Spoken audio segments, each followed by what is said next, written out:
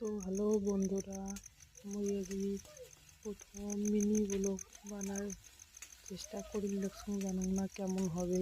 তো সবাই দেখো মুই কি কি রান্না করি দেখছো। তো টমেটো ঢালি দিলাম, সামান্য পরিমাণ লবণ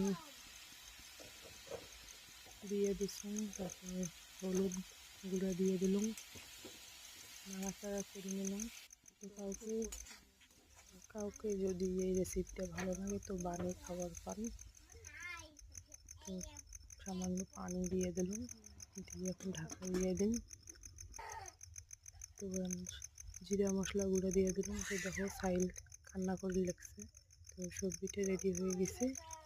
তো মুরগিটা ধোয়ার পর এখন গ্যাসটা চালু করি।